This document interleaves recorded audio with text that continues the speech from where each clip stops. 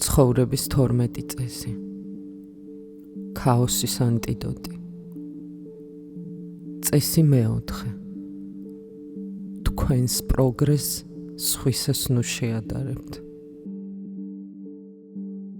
ხალხისთვის თავის გამოჩენა უფრო ადვილი იყო, როცა პატარ-პატარა სოფლურ დასახლებებში ცხოვრობდნენ.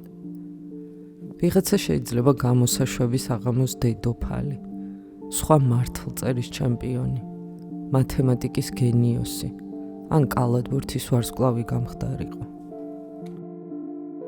მსგავს რაიონებში ორიოდე მექანიკოსი და რამდენიმე მასწავლებელი თუ ცხოვრობდა და მუშაობდა. თვითეული თავის სფეროში ადგილობრივი გმირი იყო და მათ თავდაჯერებულობას გამარჯვებული სტატუსის მოპოვების შედეგად გამოყოფილი სეროტონინი ასაზრდოებდა. ალბათ სწორედ ამიტომ სტატისტიკის თანახმად ცნობილი ადამიანების სიებში პატარა ქალაქებში დაბადებულები ჭარბობდნენ. განსაკუთრებულიც რომ იყოთ თანამედროვე ნიუ-იორკში თუ დაიბადეთ, თქვენნაირი აქ 20 მაინც იქნება. უმრავლესობა დიდ ქალაქებში ვართ გაკრეფილი და 7 მილიარდ ადამიანთან ციფრულ კავშირს ვამყარებთ. ჩვენი მიღწევების იერარქია თავბრუ დამხვევად ვერტიკალური გახდა. რაც უნდა კარგი იყოთ და როგორც უნდა აფასებდეთ საკუთარ მიღწევებს, მაინც გამოჩნდება ვინმე, ვინც ფრიად არა კომპეტენტურად გაგრძნობინებთ თავს. შეიძლება კარგად უკრავდეთ გიტარაზე, მაგრამ არც ჯიმი პეიჯი ხართ და არც ჯეკ უაითი. დარწმუნებული ვარ, ადგილობრივ პაპშიც კი ვერ ივარგებთ. შეიძლება მართლაც კარგ კერძებს ამზადებთ, მაგრამ სოფლიოში ხომ უამრავი შესანიშნავი შეფმძარეულია. დედა თქვენის რეცეპტით გაკეთებული თევზის თავი ბრინჯით, მის მშობლიურ სოფელში შეიძლება ძალიან უყვართ, მაგრამ დღეს გრეიფრუტის მუსს და თამბაქოსა და ვისკის არომატიან ნაყინს ვეღარ შეედრება. მაფიის ზოგი ოჯახის დონს სხვაზე უფრო თვალში საცემი ჭყეტელა იახტა ყავს, რომელიღაც კომპანიის აღმასრულებელ დირექტორს მაჯაზე სხვაზე ბევრად უკეთესი ავტომატური საათი უკეთია, რომელსაც ხისა და ფოლადისგან დამზადებულ კიდევ უფრო ძვირფას ყუთში ინახავს. ზოგჯერ ჰოლივუდის ყველაზე თვალწარმტაცი მსახიობიც იქცევა ბოროტ დედოფლად და ახალი ფიფქიას მოლოდინში პარანოია იპყრობს. თქვენს ცხოვრებაში რა ხდება? მოსაწყენი, უაზრო კარიერა, საშინელი გემოვნება გაქვთ, თქვენს მეგობრებზე მსუქანი ხართ, ერთ საშინაო საქმეების შესრულების უნარით დაიკვეხნით და თქვენთან წვეულებაზე მოსვლას ყველა გაურბის. ვის აინტერესებს, რომ კანადის პრემიერ-მინისტრი ხართ თუ კი სხვა ამერიკის შეერთებული შტატების პრეზიდენტია? ჩვენ კრიტიკული შინაგანი ხმა და სული გვაქვს, რომელსაც ეს კარგად მოეხსენება და ბუზის სპილოდ ქცევისკენ არის მიდრეკილი. ის ჩვენს უღიმღამო მცდელობებს გმობს. მისი ჩახშობა, გაჩუმება შეიძლება ძალიან რთულიც იყოს. თანაც ვაი, რომ ასეთი კრიტიკა გვინდა თუ არ გვინდა გვჭირდება. უგემოვნო მხატვრების, უსმენო მუსიკოსების, უხეირო მზარეულებისა თუ ფსიქიური აშლილობის მქონე საშუალო რგოლის ბიუროკრატი მენეჯერების, უნიჭო მწერლებისა და იდეოლოგიებით შეპყრობილი მოსაწყენი პროფესორების ნაკლებობას არ განვიცდით. საგნები და ადამიანები ინდივიდუალური თვისებებით მნიშვნელოვნად განსხვავდებიან. საშინელი მუსიკა მის ყველა მსმენელს აწუხებს და აღიზიანებს. ცუდად დაპროექტებული შენობები მიწისძვრებს ვერ უძლებს და იშლება. უხარისხო მანქანით ავტოკატასტროფაში მოხვედრილი მძღოლი იღუპება. მარცხი სტანდარტების საზღაურია. მედიდურებას რეალური და მკაცრი შედეგები მოყვება. აი რატომ არის ისინი საჭირო. შესაძლებლობებითა და მიღწეული შედეგებით თანასწორები არც ახლა ვართ და არც არასდროს ვიქნებით. ბევრ ამას ადამიანთა ძალზე მცირე რაოდენობა ქმნის. გამარჯვებულები შეიძლება ყველაფერს არა, მაგრამ დიდ ნაწილს მაინც იღებენ. მოკლედ ფსკერის საუკეთესო ადგილი არ არის. იქ მოხვედრილი ხალხი უბედურია, ავადდებიან და უსახელოდ, სიყვარულის განცდის გარეშე, მთელი სიცოცხლე ასა თვალსა და ხელს შუა უფრინდებათ და იღუპებიან. ადამიანის გონებაში არსებული ცილის მწამებლური შინაგანი ხმაც 1000 გვარ შემაძრწუნებელ ამბავს თხზავს. ცხოვრება ნულოვანჯამიანი თამაშია. უვარგისობა ბუნებრივი მდგომარეობაა. მას რამ შეიძლება ხალხი მსგავსი მწვავე კრიტიკისგან დაიცვას თუ არა ამაზე გამიზნულად თვალის დახუჭვამ. სწორედ ამიტომ სოციალური ფსიქოლოგების მთელი თაობა გონებრივი სიჯანსაღის შენარჩუნების ერთადერთ ვარგის, საიმედო გზად დადებითი ილუზიების შექმნას მიიჩნევდა. მათი კრედოს მიხედვით ტყვილი თქვენი დამცავი ინსტრუმენტია. ამაზე სავალალო და პესიმისტური ფილოსოფიის ქონა ძნელი წარმოსადგენია. ანუ გამოდის საქმე იმდენად ცუდად გაქვთ, რომ თქვენი საშველი მხოლოდ ილუზიაში ცხოვრებაა. არსებობს ალტერნატივა, რომელიც ილუზიების შექმნას არ ეყრდნობა. თუ ყველა ყოველთვის თქვენ წინააღმდეგაა, გამოდის, რომ თამაში როგორღაც შეიძლება თქვენ მიერაც კი გაუაზრებლად ჩაწყობილია.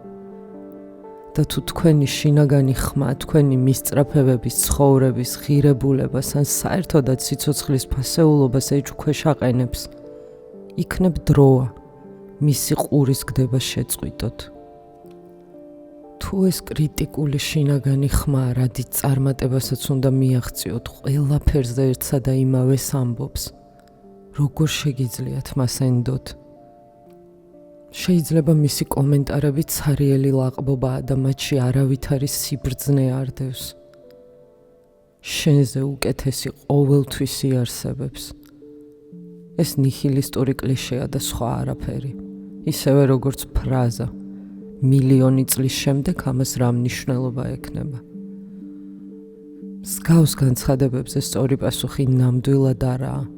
ყველაფერი უაზროა. უფრო სწორი იმის თქმა იქნება, რომ ნებისმიერ ყეყეჩს შეუძლია დროის რაღაც მონაკვეთი შეარჩიოს, რა პერიოდშიც საერთოდ არაფერს ექნება მნიშვნელობა. საკუთარი თავის უსარგებლობაში დარწმუნების მცდელობა ყოფიერების საფუძვლიანი კრიტიკა კი არა, რაციონალური გონების იაფასიანი ხრიკია. არაერთი კარგი თამაში. უკეთესის ან უარესი სტანდარტები მოჩვენებითი ან ზედმეტი სულაც არ არის. თქვენ რომ არ გადაგეწყვიტათ, საქმე რომლითაც ახლა ხართ დაკავებული სხვა ნებისმიერ ალტერნატივაზე უკეთესი იყო, ამას არ გააკეთებდით. იდეა რომ შეგვიძლია არჩევანი ჩვენივე ფასეულობების გაუთვალისწინებლად, ობიექტურად გავაკეთოთ წინააღმდეგობრივია. სწორედ ღირებულებების შეფასება ამოქმედების წინაპირობა.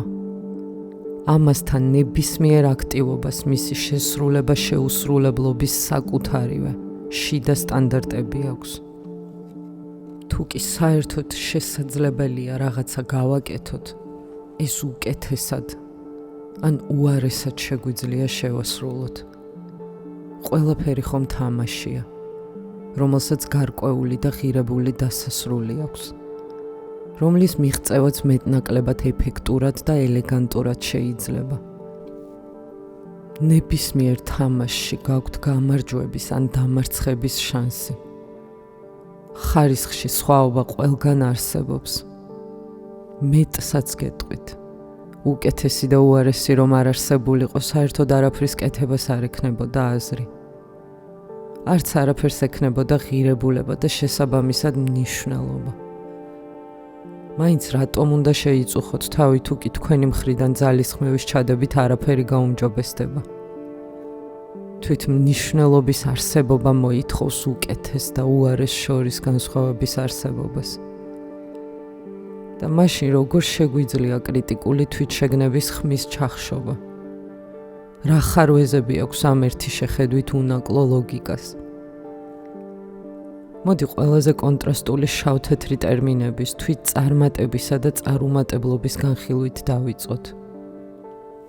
თქვენან სრული, განსაკუთრებული და საერთოდ სასურველი სიკეთის, წარმატების, ან და პირიქით, გამოუსწორებელი ბოროტების, წარუმატებლობის განსხეულება ხართ. ამ სიტყვებით ალტერნატივა ან ოქრო შუალედი არ გამოიხატება. თუმცა ჩვენს რთულ სამყაროში ასეთი განზოგადება, რაც სინამდვილეში განმარტების პრობლემას უფრო წარმოადგენს გულუბრყვილო, უეშმაკო და ზოგჯერ არაკეთილგანწყობილი ანალიზის ნიშანია. ამ ორობითი სისტემის დაშლილი სასიცოცხლო მნიშვნელობები და ღირებულებების გრადაციები არსებობს. მათი განადგურება კი სავალალო შედეგებს იწვევს. არსებობს არაერთი თამაში, რომელშიც შეიძლება მოიგოთ ან წააგოთ. თქვენს მრავალმხრივ ნიჭს მათ შორის უამრავი შესანიშნავი ნიმუში მოერგება. ისეთი ადამიანებთან პროდუქტიულ ურთიერთობებში რომ გაგრევთ და ამასთან დროთა განმავლობაში დაიხვეწება. კარგი თამაშია იურისტობანა, ექიმობანა, სანტექნიკოსობანა და დურგლობანა, სკოლის მასწავლებლობანაც. ეს სამყარო არსებობის, ყოფის მრავალმხრივ შესაძლებლობას იძლევა. თუ რაიმე არ გამოგივათ, შეგიძლიათ თავიდან სცადოთ და რაიმე უკეთესი აირჩიოთ. რაც როგორც თქვენი ძლიერი და სუსტი მხარეების, ასევე გარემოებების უნიკალურ ნაზავს უფრო შეესაბამება. თუ თამაშების ცვლა არ იმუშავებს, შეგიძლიათ სულაც ახალი მოიგონოთ. ცოტა ხნის წინ ტალანტების შოუს უყურე, სადაც მიმმა პირი მაგრად მოკუმა და სამზარეულოს ხელთათმანებით რაღაც სასაცილო გააკეთა. ეს მოულოდნელი და ორიგინალური, თითქოს მსახიობზე მორგებული იყო და კარგად იმუშავა. ნაკლებად სავარაუდოა, მხოლოდ ერთ თამაშს თამაშობდეთ. თქვენ გაქვთ კარიერა, გყავთ მეგობრები და ოჯახის წევრებიც. გაქვთ პირადი პროექტები და შემოქმედებითი მისწრაფებები. სპორტითაც ხართ დაკავებული. შეგიძლიათ თქვენი წარმატება თვითეული თამაშიდან გამომდინარე განსაჯოთ. წარმოიდგინეთ, რომ ზოგ მათგანში ძალიან ძლიერი ხართ. რომელიღაცაც ისე რა და ზოგს საერთოდ ვერ თამაშობთ. მერე და იქნებ ასეც უნდა იყოს. შეიძლება შემეწინააღმდეგოთ, თქვათ, რომ აუცილებლად ყველაფერს უნდა იგებდეთ. მაგრამ ყველაფერში გამარჯვება იქნებ იმას არ ნიშნავს, რომ ახალს ან და რთულს არაფერს აკეთებთ. კი შეიძლება წარმატებას მიაღწიოთ, მაგრამ არ გაიზრდებით. ზრდა კი გამარჯვების ყველაზე მნიშვნელოვანი ფორმაა. განა ყოველთვის უნდა მიანიჭოთ აწმყოში მოგებას უპირატესობა სამომავლო გამარჯვებაზე. და ბოლოს შეიძლება დაასკვნოთ, რომ იმ თამაშების სპეციფიკა, რომლითაც თამაშობთ, იმდენად უნიკალური და გამორჩეულია, რომ საკუთარი თავის სხვებთან შედარება უბრალოდ უადგილოც კია. შესაძლოა სათანადოდ ვერ აფასებთ, რაც გაქვთ და ზედმეტ მნიშვნელობას ანიჭებთ იმას, რაც არ გაქვთ. მადლიერების გრძნობას რეალური სარგებელი მოაქვს. კარგად გიცავთ წყენისა და მსხვერპლის მდგომარეობისგან. შეიძლება კოლეგა სამსახურში გჯობნით, მაგრამ მეუღლეს ღალატობს, მაშინ როცა თქვენი ქორწინება სტაბილური და ბედნიერია. ვინ არის უკეთეს მდგომარეობაში? ცნობილი პიროვნება, რომელსაც ეთაყვანებით, მაგრამ ლოთი და ფარისეველია. თუ თქვენ, როდესაც თქვენი შინაგანი კრიტიკოსი მსგავსი შედარებებით გთრგუნავთ, იგი ასე მოქმედებს. პირველ რიგში ერთ რომელიმე სფეროს, მაგალითად პოპულარობას ან ძალაუფლებას ირჩევს და ისე იქცევა თითქოს მხოლოდ ესაა მნიშვნელოვანი. რის შემდეგაც ამ მიმართულების ნამდვილ ვარსკვლავს განსაკუთრებულად წარმატებულ ადამიანს გადარებთ. შეიძლება უფრო შორსაც წავიდეს. თქვენსა და შედარების ობიექტ შორის არსებული გადაულახავი უფსკრული ცხოვრების ფუნდამენტური უსამართლობის მყარ დადასტურებადაც გამოიყენოს. და შედეგად ნებისმიერი საქმის ეფექტურად კეთების იმ მცირე მოტივაციასაც კი ეფექტურად გიქრობთ, რაც გქონდათ. თვით შეფასებასთან მსგავსი დამოკიდებულების მქონე ხალხს რამის გაიოლების მცდელობაში ვერ დაადანაშაულებთ. ამასთან ყველაფრის მეტისმეტად გართულებაც ასეთივე პრობლემას წარმოადგენს. როცა ძალიან პატარები ვართ, არც პიროვნულად ჩამოყალიბებული და არც ინფორმირებულები არა ვართ. სტანდარტების შესამუშავებლად საჭირო სიბრძნის მისაღწევად არც დრო გქონია და არც წადილი. გამოდის, რომ თავის ხვებს უნდა შევადაროთ, რადგანაც სტანდარტები გვჭირდება. მათ გარეშე ხელფეხშეკრულები ვართ და წასასვლელიც არ საით გვაქვს. ასაკის მატებასთან ერთად პირიქით სულ უფრო განსხვავებულები და უნიკალურები ვხდებით. ჩვენი ცხოვრების პირობები უფრო და უფრო ინდივიდუალური ხდება და სხვებსაც ნაკლებად ვედრებით. ხატონად რომ ვთქვათ, მშობლიური სახლი უნდა მივატოვოთ და ჩვენს ინდივიდუალურ ქაოსს დაუპირისპირდეთ. საკუთარ არეულობას ყურადღებით უნდა მოვეკიდოთ, ისე რომ მშობლების მიხედვაც არ დაგვავიწყდეს. შემდეგ კულტურის ღირებულებები, რომლებიც საკუთარმა უმეცრებამ დაგვიმალა და წარსულის მტვრიან საგანძურში დევს ხელახლა უნდა აღმოვაჩინოთ და ჩვენს ცხოვრებაში შემოტანით როგორმე გადავარჩინოთ.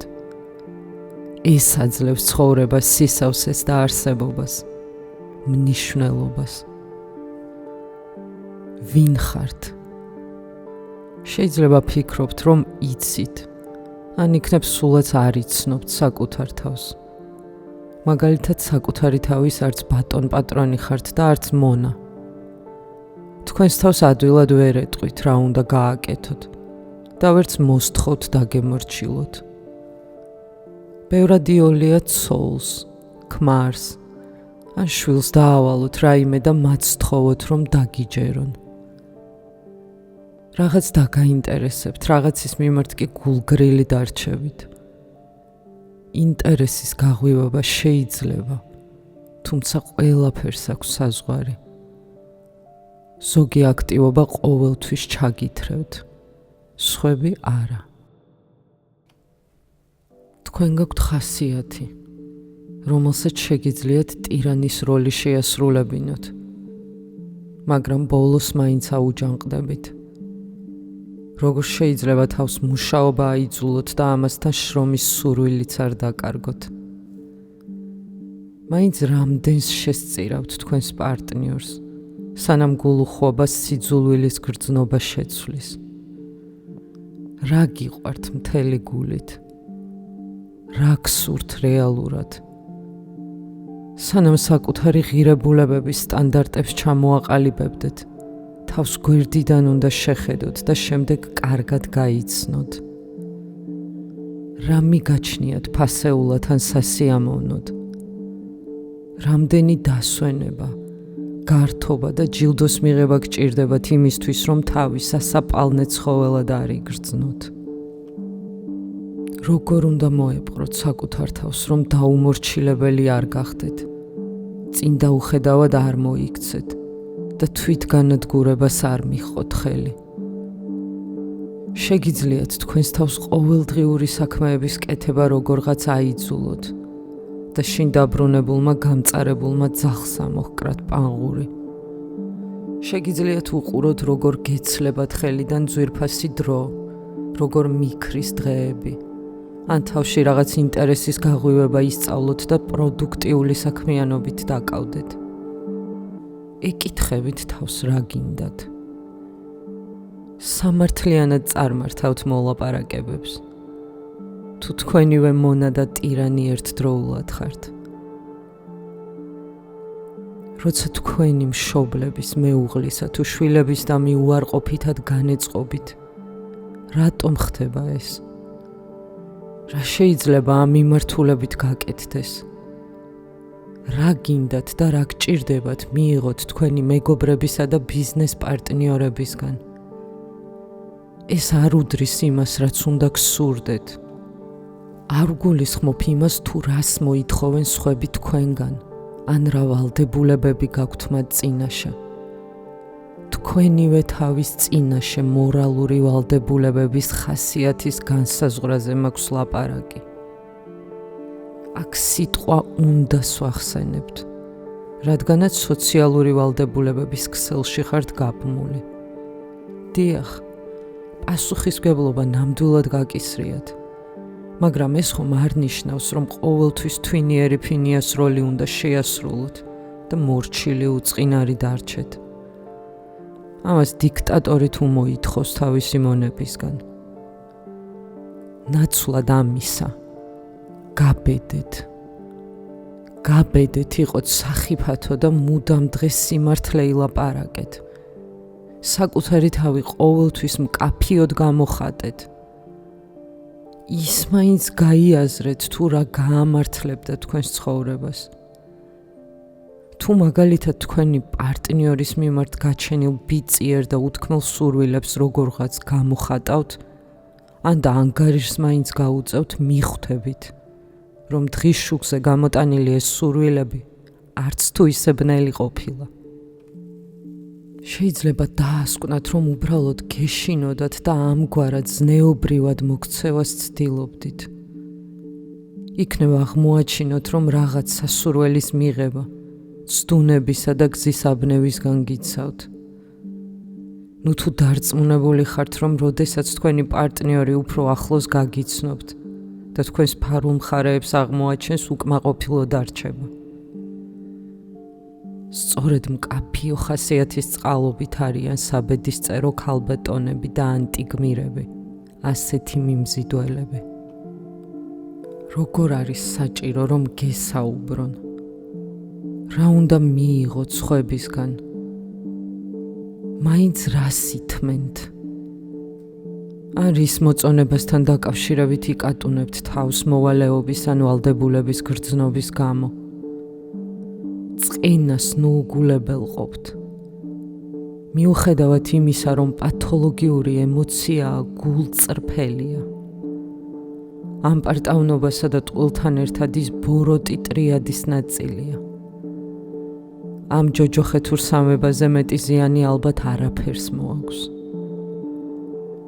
წყენა ორიდან ყოველთვის ერთს ნიშნავს. ან ნაწყენი ადამიანი უმწიფარია და ჯობს გაჩუმდეს, წუწუნს მოეშვას და მდგომარეობას შეეგუოს, ან ტირანიასთან გვაქვს საქმე და ამ შემთხვევაში ხმის ამოღების მორალური ვალდებულება აკისრია. რატომ? იმიტომ რომ დუმილმა შესაძლოა უარესი შედეგი გამოიღოს. რა თქმა უნდა, კონკრეტულ მომენტში გაჩუმება და კონფლიქტის თავიდან არიდება ადვილია. მაგრამ გრძელვადიან პერსპექტივაში მსგავსი ქცევა მომაკვდინებელია. როცა რაიმე გაქვთ სათქმელი, დუმილი იგივე სიცრუეა. ხოლო ტირანია ტყუილით იკვებება. და მაინც რატომ უნდა იბრძოლოთ ჩაგვრის წინააღმდეგ, საშიშროების მიუხედავად? როდესაც შურისძიების შესახებ ფარული ფანტაზიების გამოკვებას ცდილობთ ცხოვრება გეწამლებათ, ხოლო წარმოსახვა რაღაცის შთანთქმისა და განადგურების სურვილით გევსებათ. კარგა ხნის წინ მყავდა პაციენტი, რომელიც მძიმე ობსესიურ კომპულსური აშლილობით იტანჯებოდა. დაძინებამდე ჯერ პიჟამები უნდა მოეწესრიგებინა და ბალიში აეფუმფულებინა. შემდეგ ზეწარი გაესწორებინა და ასე ყოველ ჯერზე. ვუთხარი, იქნებ თქვენი პიროვნების ნაწილს ჯიუტად სურს რაღაც უსიტყვოდ გაგაგებინოთ. მიეცით საშუალება და გამოხატოს რა უნდა. მან მიპასუხა, რომ ეს კონტროლის მოპოვება იყო. დავამშვიდე. თვალები დახუჭეთ. აცადეთ თავად მოყვეს. ნუ დაუშვებთ, შიშმა შეგაჩეროთ. არ არის საჭირო, რასაც ფიქრობთ, ის გააკეთოთ. მითხრა, მინდა ჩემს მამინაცვალს ყელში ვწუდე და სადმე კუთხეში ვირთხასავით მივასრისო. იქნები იყო დრო ვინმეს ასეც მოგცეოდა, მაგრამ ნაკლებად პრიმიტიული გზით წასვლა შევთავაზე.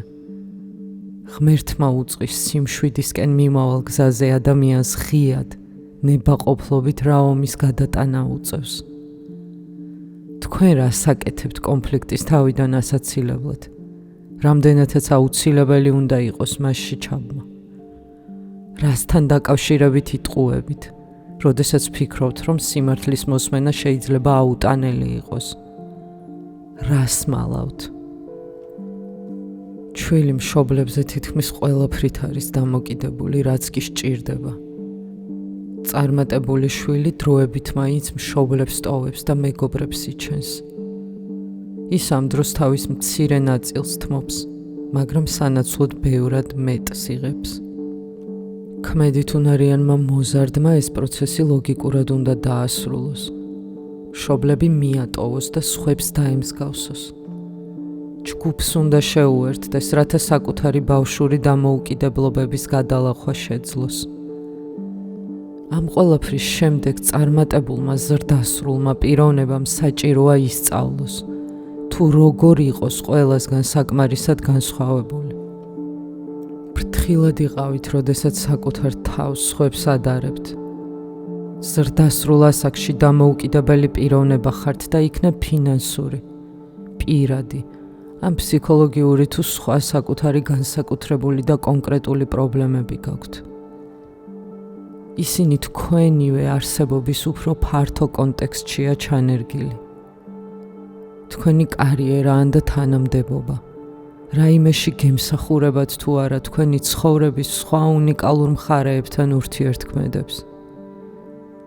თავადვე უნდა გადაწყვიტოთ, რაზე რამდენ დროს დახარჯავთ, რას მიყვებით და რას დაანებებთ თავს. ჩვენი თვალთახედვა ან სიტუაციის კრიტიკულად შეფასება.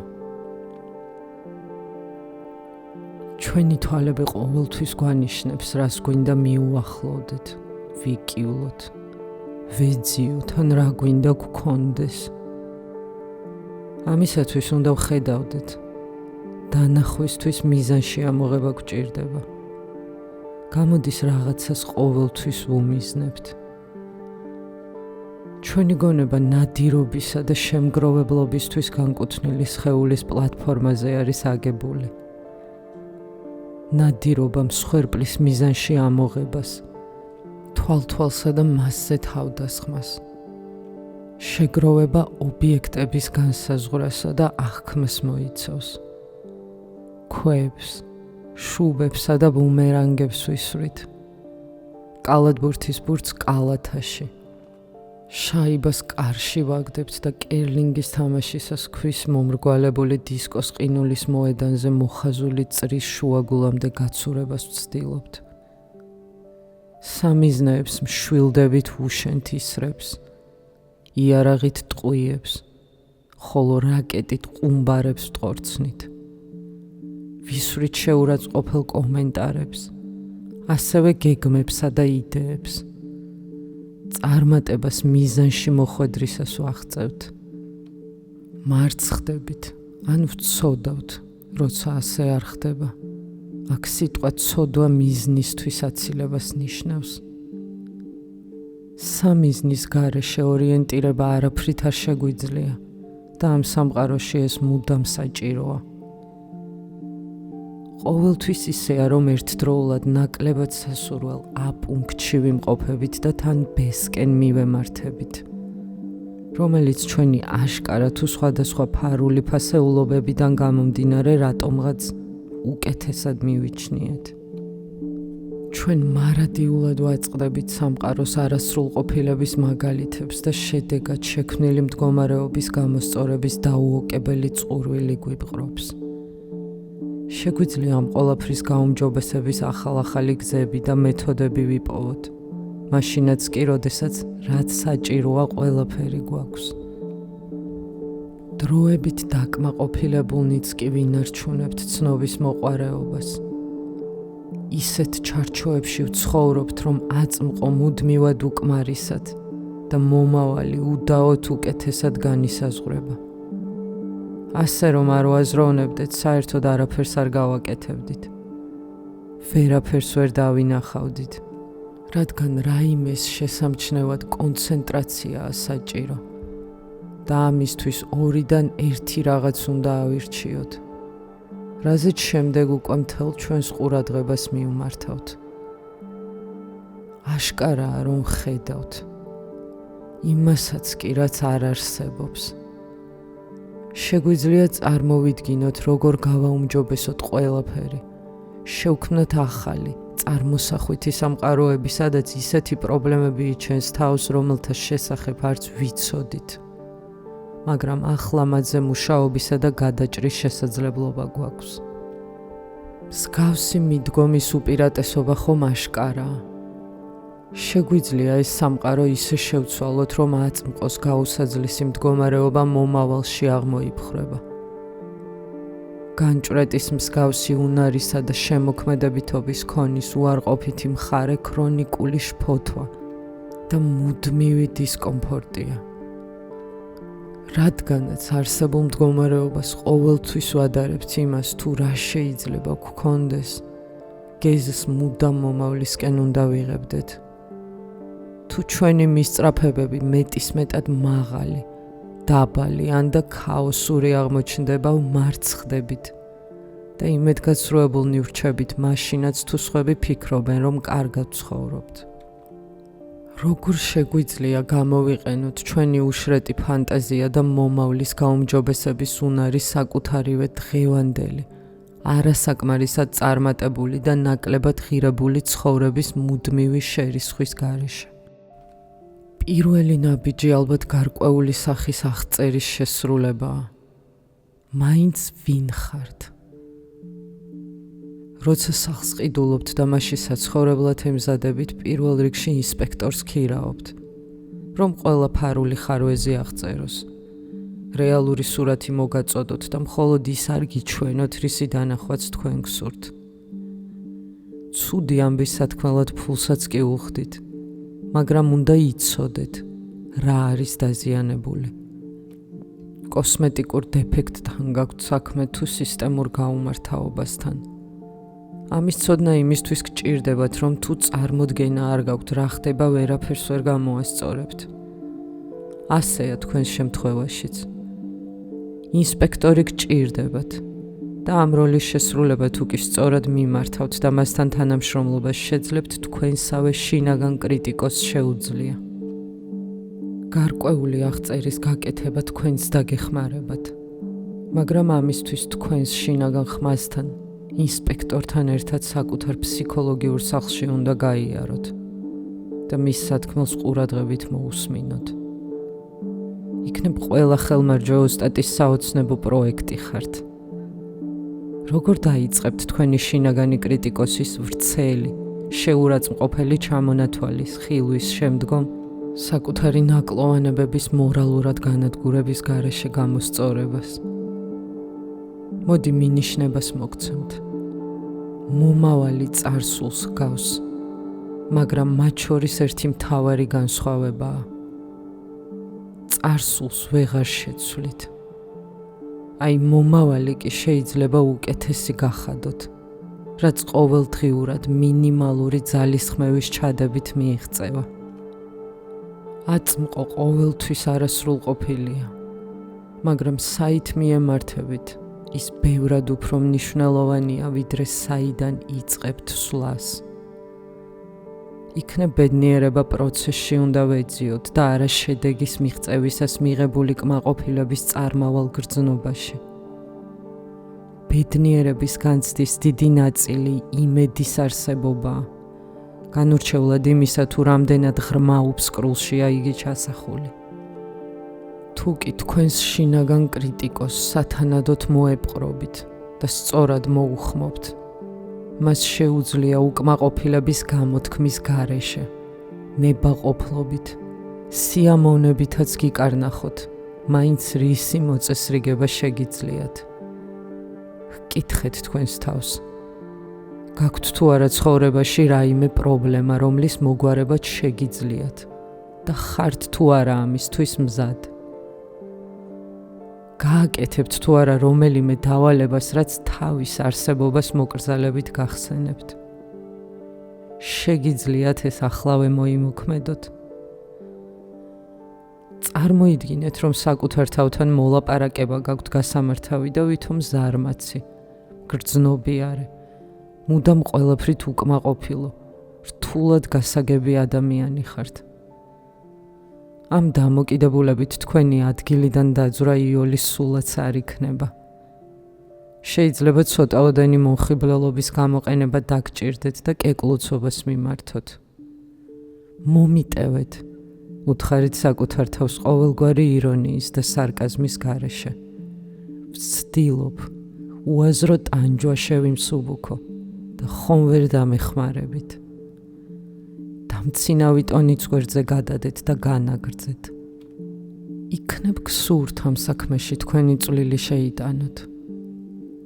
დახმარებისთვის ფრიად მადლობელი დაგრჩებით. თხოვნა გულწრფელად და მოკრძალებულად უნდა ჟღერდეს. ეს ადვილი არ არის. შეიძლება მოლაპარაკება გაგიგრძელდეთ.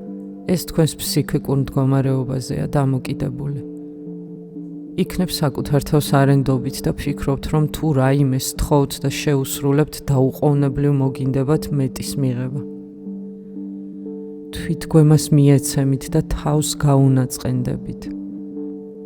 იმასაც დაკარგავთ, რაც შემოგთავაზეს. ვინ მოისურვებდა ასეთ ტირანთან მუშაობას? თქვენ ნამდვილად არა. სწორედ ამიტომ არ აკეთებთ იმას, რაც გსურთ. ცუდი თანამშრომელი, მაგრამ უფრო უარესი უფროსი ხართ. იქნებ საჭიროა თავს უთხრათ. კარგი, ვიცი, წარსულში მაინც და მაინც ვერ ვრიგდებოდით. ვწუხვარ, მაგრამ ვცდილობ გამოვსწორდე. შეცდომებს ალბათ კლავაც დაუშვებ. თუმცა თუ რაიმეს წინააღმდეგი იქნებით, აუცილებლად მოგისმენთ და თქვენს პოზიციასაც გავითვალისწინებ. დღეს შევამჩნიე, როდესაც დახმარება მჭირდებოდა, შველას დიდად არ ჩქარობდით. შემიძლია თანამშრომლობის ნაცვლად რაიმე შემოგთავაზოთ. ჭურჭელს თუ გარეცხავთ, იქნებ ყავის დასალევად წავსულიყავით. ესპრესო გიყვართ, არა?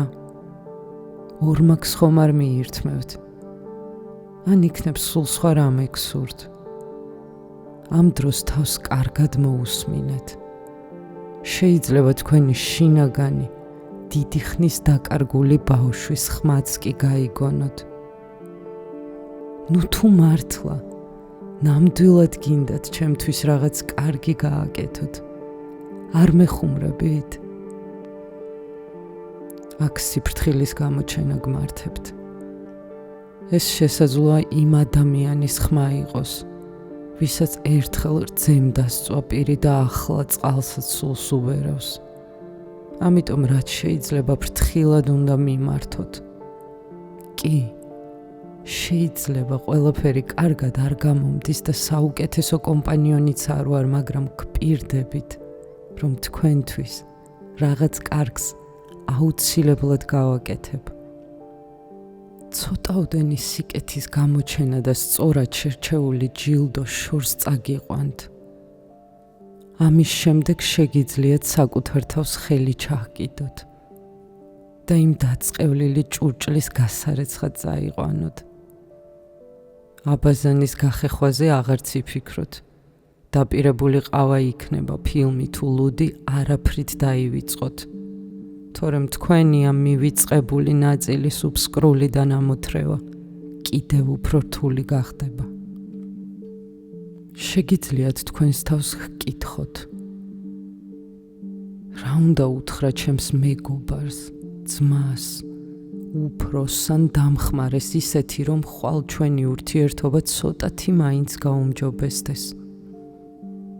რა ქაოსი უნდა აღმოუფხრა დღეს სახლში, ჩემს მაგიდაზე თუ სამზარეულოში, რომ უკეთესი რაღაცისთვის გავათავისუფლო ადგილი. როგორი გველები უნდა გამოვიყვანო კარადიდან და ჩემი გონებიდან. ყოველდღიურად 500 მცირე გადაწყვეტილებას იღებთ და ამდენსავე პატარა მოქმედებას ახორციელებთ. იქნებ როგორმე 1-2 მათგანი მაინც მიმართოთ თქვენი აზრით და ინდივიდუალური სტანდარტებით უკეთესი შედეგის მისაღებად. თუ შეგიძლიათ თქვენი გუშინდელი დღე ხვალინდელს შეადაროთ. შეგიძლიათ აზრებს თავი მოუყაროთ და საკუთარ თავს კითხოთ. მაინც როგორი უნდა იყოს თქვენთვის უკეთესი ხვალინდელი დღე? მცირედით დაიწყეთ. მოდით თქვენი შეზღუდული ნიჭის ტყუილის თქმისკენ მიდრეკილებისა და წყენის დაგროვების, აგრეთვე პასუხისმგებლობისგან გაქცევის ჩვეულების გათვალისწინებით თავიდანვე საკუთარ თავზე ბევრს ნუაიღებთ და შემდეგი მიზანი დაისახეთ. მინდა დღის ბოლოს ჩემს ცხოვრებაში ყველაფერი ოდნავ უკეთ იყოს ვიდრე დილით. კითხეთ თქვენს თავს, რა შემიძლია მოვიმოქმედო? რას გავაკეთებ ამისთვის და რა მცირე ჯილდოს მიღებას ვისურვებდი? შემდეგ ადექით და თქვენი გადაწყვეტილება თუნდაც ცუდად გამოგივიდეთ, სისრულეში მოიყვანეთ. საკუთარ თავს მცირე გამარჯვების აღსანიშნავად ამ მოხერი ყავითაც გაუმასპინძლდით. შეიძლება თავი ცოტა სულელურადაც იგრძნოთ, მაგრამ მაინც გააკეთეთ. ასე მოიქეცით ხვალაც, ზეგაც და საერთოდ ყოველთვის. გარკვეული დროის შემდეგ მიხვდებით, რომ თქვენი საწყისი მონაცემები სულ უფრო უმჯობესდება და ეს ჯადოსნური შეგრძნებაა. პროცენტის რთული წესით დაირცხვასავითაა. ასე წლობით თუ მოიქცევით, თქვენი ცხოვრება სრულიად გადასხვაფერდება. უფრო მაღალ მიზნებს დაისახავთ და ციდან მოსაწყვეტად ვარსკვლავებსაც წაეპოტინებით. თვალზე გადაკრული ბინდიც მოგცილდებათ. ყველაფრის დანახვასაც ისწავლით. ის, რასაც მიზნად ისახავთ, განსაზღვრავს, რას დაინახავთ. და რას ამოიღებთ მიზანში, განისაზღვრება იმით, რასაც ხედავთ. რა გსურთ და რას ხედავთ? ხედვის დამოკიდებულება მიზანზე და ამავდროულად ღირებულებაზეც, რადგან მიზნად ისახავს იმას, რასაც აფასებთ, კოგნიტურმა ფსიქოლოგმა დენიელ სიმონსმა მკაფიოდ ჩამოაყალიბა 15 წლის წინ. იგი უნებლიე სიბრმავის ცნობილ ფენომენს იკვლევდა. სიმონსი კვლევის მონაწილეებს ვიდეო მონიტორთან დასხამდა და მაგალითად ხორბლის ყანას უჩვენებდა. შემდეგ ყველას თვალწინ ფოტოს უჩუმრად სვლიდა. ხორბლის ყანაში ნელ-ნელა გზა იკვეთებოდა. ამასთან არა შეუმჩნეველი საცალფეხო ბილიკი, არამედ დიდი შარა, რომელიც მთლიანი სურათის თითქმის მესამედს იკავებდა. აღსანიშნავია, რომ მაყურებლები ამას ხშირად ვერ ამჩნევდნენ. აღმოჩენა, რომელმაც დოქტორ სიმონს სახელი გაუთქვა, მსგავსი, მაგრამ უფრო შთამბეჭდავი და წარმოუდგენელი იყო. პირველად მან 3 ადამიანისგან შემდგარი 2 გუნდით ვიდეო გადაიღო. ერთის წევრებს თეთრი, ხოლო მეორის შავი პერანგები ჩააცვა. ყველა კარგად ჩანდა. ეკრანზე იმდენად მსხვილად ჩანდნენ, რომ თვითოულის სახის ნაკვთების გარჩევაც შეიძლებოდა. ორივე ჯგუფს თავთავისი ბურთი ჰქონდა, რომელსაც ლიფტის წინა პატარა სივრცეში, სადაც თამაში გადაიღეს, თანაგუნდელებს ესროდნენ. დენიელმა ვიდეო როგორც კი ხელთ იგდო, მისი კვლევის მონაწილეებს უჩვენა და სთხოვა, დაეთვალათ, რამდენჯერ გადააწოდეს ბურთი გუნდის წევრებმა ერთმანეთს წინ და უკან. რამდენიმე წუთის შემდეგ, როდესაც მათ გადაცემათა რაოდენობის დასახელებას თხოვეს, უმრავლესობის პასუხი იყო 15, რაც სწორი იყო. უმეტესობა საკუთარი თავით კმაყოფილიც კი დარჩა. გამოცდა ჩააბარეს. მაგრამ შემდეგ დოქტორმა სიმონსმა ასეთი შეკითხვა დასვა. გორილა თუ დაინახეთ? ეს რა ხუმრობაა? რომელი გორილა? დენიელმა თქვა. მოდი ვიდეოს ერთხელაც უყურეთ, მაგრამ ამჯერად ნურაფერს დათვლით. მართლაც მათში ერთი წუთის დაწყებული იქნება, რომ შუა მოედანზე გორილას კოსტიუმში გამოწყობილი ადამიანი შემოდის. რამდენიმე წამით ჩერდება.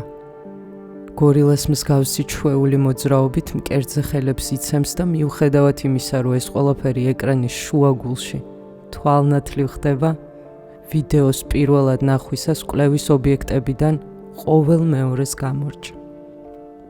უარესაც გეტყვით.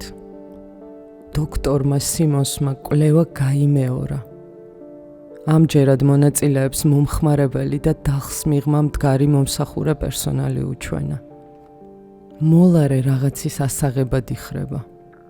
შემდეგ კვლავ წელში სწორდება და ადგილს უბრუნდება. მერე რა? მონაწილეთა უმრავლესობამ ამაში საგანგაშო და განსაკუთრებული ვერაფერი დაინახა.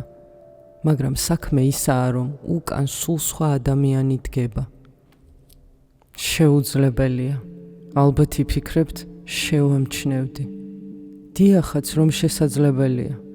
დიდი ალბათობაა, რომ მსგავს ცვლილებას ვერც თქვენ დააფიქსირებდით, მაშინაც კი თუ პირის სქესი და რასაც კი შეიცვლებოდა.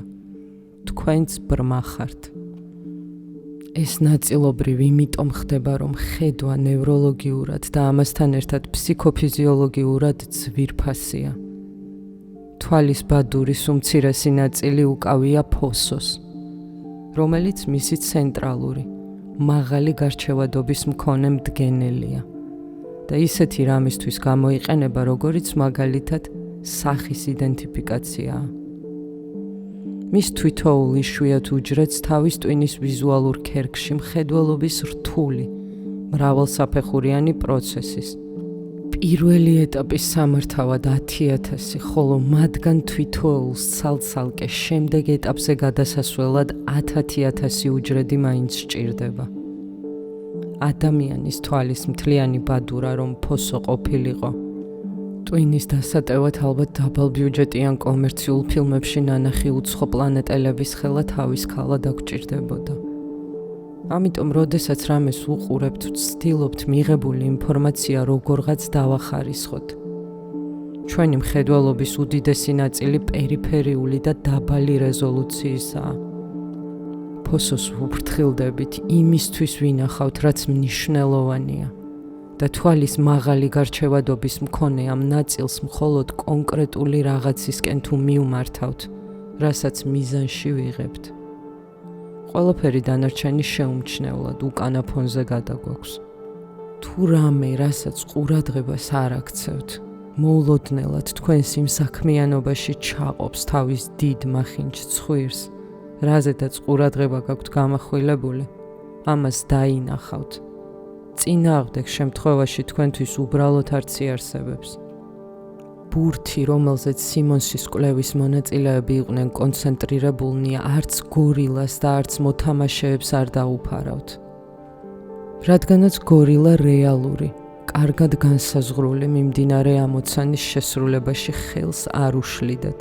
სხვა ყველაფრისგან, რასაც კვლევის მონაწილეები ბურთზე კონცენტრირებისას ასევე ვერ ამჩნევდნენ. არაფრით გამოირჩეოდა. ამიტომ დიდი მაიმუნი საკმაოდ ადვილად გამორჩათ მხედველობიდან. თქვენც ამგვარად უმკლავდებით სამყაროს სირთულეებს. მათ ყურადღებას არ აქცევთ და ნაცვლად ამისა პირად და წვრილ პრობლემებზე კონცენტრირდებით. მხოლოდ იმას ხედავთ, რაც სასურველი მიზნებისკენ წინსვლას გიადვილებთ. დაბრკოლებებს კი მაშინ ამჩნევთ, როდესაც გზას გიღობავენ. სხვა დანარჩენის მიმართ ბრმა ხართ. ასეთი რაღაცა კი ბევრია. მაშასადამე გამოდის ბევრს ვერაფერს ხედავთ. ასეც უნდა იყოს, რადგან ეს სამყარო თქვენზე გაცილებით დიდია და შეზღუდული რესურსები ჭკუით უნდა გამოიყენოთ. ხედვა ურთულესი რამაა. ამიტომ სწორად აირჩიეთ, რას შეამჩნევთ. სხვა ყველაფერი კი დაივიწყეთ. უძველეს ვედურ ტექსტებში, ინდური კულტურის ქვაკუთხედად ქცეულ ინდუიზმის წმინდა წერილებში, ფრიად ღრმა აზრია ჩადებული, რომ სამყარო არის მაია, წარმოსახვა, ილუზია, რაც ნაწილობრივ ნიშნავს, რომ ადამიანები სურვილებით არიან დაბრმავებულები და ყველაფერს ისევე არ აღიქვამენ, როგორც სინამდვილეშია. ეს სიმართლეა და ყოველგვარი მეტაფორის ფარგლებს ცდება. თქვენი თვალები იგივე იარაღებია, რომლებიც სასურველის მიღებაში გეხმარებათ. საფასური, რომელსაც იმისთვის იხდით, რომ სწორ, თქვენ მიერ არჩეულ მიმართულებაზე ფოკუსირება შეძლოთ, სხვა ყველაფრის მიმართ სიბრმავეა. ამას არც თუ ისე დიდი მნიშვნელობა აქვს, როცა ყველაფერი ისე მიდის, როგორც გვინდა. თუმცა შეიძლება პრობლემასაც წარმოადგენდეს, რადგან ჩვენ რაც გვსურს, ის თუ მივიღეთ, ამან შეიძლება უფრო მაღალ მისწრაფებებზე გვათქმევინოს უარი. მაგრამ როდესაც კრიზისი გვაქვს და როგორც გვინდა ისე არაფერი ხდება, სამყაროს ამ უგულებელყოფილი ნაწილის არსებობა საშინელ პრობლემას წარმოადგენს. ასეთ დროს ყველაფერი თავზე გვეყრება. სასიხარულოა, რომ პრობლემა საკუთარ თავში გამოსავალსაც მოიცავს. რადგანაც ამდენ რამეს ყურადღებას არ აქცევდით, იქნებ არაერთი შესაძლებლობა გამოგრჩათ, რომლებიც არც კი განგიხილავთ. წარმოიდგინეთ, რომ სასურველს ვერ იღებთ და უბედური ხართ. ამას სხვა კუთხით რომ შევხედოთ, შეიძლება პრობლემა, რაც გინდათ იმაშია. თქვენივე სურვილები გაბრმავებთ. იქნებ, რაც მართლა გჭირდებათ, ზუსტად ცხვირწინ გიდევთ და რასაც უმიზნებთ, იმის გამო ვერ ხედავთ. ამას ახალ კითხვამდე მივყავართ.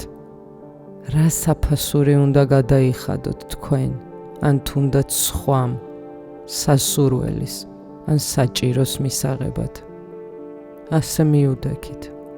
სამყაროს თქვენებურად უნიკალურად ხედავთ.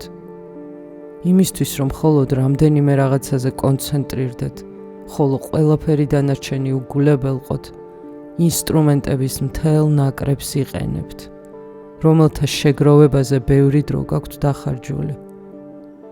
ისინი არა აბსტრაქტული აზრები, არამედ თქვენი ნაწილებია.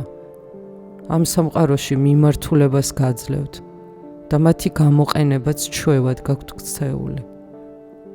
ხშირად თქვენს ყველაზე ფარულ და ქვეცნობიერ ღირებულებებს წარმოადგენს. ისინი უკვე თქვენი ბიოლოგიური სტრუქტურის ნაწილებად იქცნენ.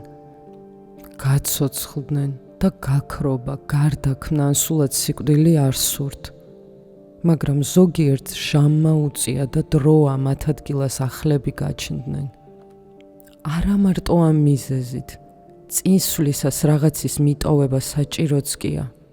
თუ საქმე კარგად არ მიდის, ეს ალბათ იმიტომ ხდება, რომ როგორც ამას ყველაზე ცინიკური აფორიზმი გვეუბნება, ცხოვრება ტანჯვაა, რომლის დასასრული მხოლოდ სიკვდილია. ოღონდ სანამ ცხოვრებისეული კრიზისი ამ ფრიად საშინელ დასკვნამდე მიგიყვანთ, ერთი რამ უნდა გაითვალისწინოთ. პრობლემა ცხოვრებას კი არა, პირადად თქვენ გაქვთ. ყოველ შემთხვევაში ამის გააზრება რამდენიმე ვარიანტს გიტოვებთ. თუ კარგად არ ხართ, იქნებ თქვენი ამჟამინდელი ცოდნა არასაკმარისი და ცხოვრების ბრალი არაფერია. შეიძლება თქვენი ღირებულებების სისტემა საჭიროებს მნიშვნელოვან განახლებას. საკუთარი სურვილები ხომ არ გაბრმავებთ და ხელს ხომ არ გიშლით შესაძლებლობების დანახვაში. იქნებ მათ ისე ებღაუჭებით, როგორც წყალწაღებული ხავს და გარშემო სხვას ვერაფერს ამჩნევთ. წარმოიდგინეთ, თვითონ შურით ახსავსე ფიქრობთ. ჩემი ხელმძღვანელის ადგილს სიამოვნებით დავიკავებდი. თუ თქვენი უფროსი ჯიუტად განაგრძობს თავისი საქმის კომპეტენტურად შესრულებას, მსგავსი აზრები გაგაღიზიანებთ. პიროვნებისადმი ზიზღს გაგიჩენთ და თავს უბედურად გაგრძნობინებთ. შეიძლება ამას მიხვდეთ, იფიქრებთ, კი უბედური ვარ, მაგრამ ამბიციებს თუ დავიკმაყოფილებ აღარ ვიქნები. შეიძლება მიხვიდეთ დასკვნამდეც. იქნებ უბედური იმიტომ კი არ ვარ, რომ ეს თანამდებობა არ მიკავია, არამედ იმიტომ, რომ ამაზე ფიქრს ვერ ვწყვეტ. ეს არ ნიშნავს, რომ ამ სამსახურის ნდომა ჯადოსნურად შეგიძლიათ შეწყვიტოთ, საკუთარ თავს მოусმინოთ და შეიცვალოთ.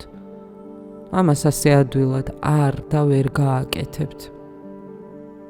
თავს უფრო ღრმად უნდა ჩასწვდეთ. შესაძლოა იფიქროთ, არ ვიცი ამ უაზრო ტანჯვას რა მოუხერხო და რა წყალში გადავარდე. ჩემს ამბიციებზე უარს ასე ადვილად ხომ ვერ ვიტყვი. ეს მიზნისა და გეზის გარეშე დამტოვებს, მაგრამ იმ ადგილის ნდომაც, რომელსაც ვერ მივიღებ, დროის ფუჭად კარგვაა. იქნებ ტაქტიკის შეცვლა და სხვა გამოსავლის პოვნა ისურვოთ. მოქმედების ახალი გეგმა შეიმუშაოთ, რაც სურვილებსა და ამბიციებს დაგიკმაყოფილებთ. დაგავიწყებთ ცხოვრებისგან განცდილ სიმწარესა და წყენას, რომელიც თქვენზე გავლენას ახდენს.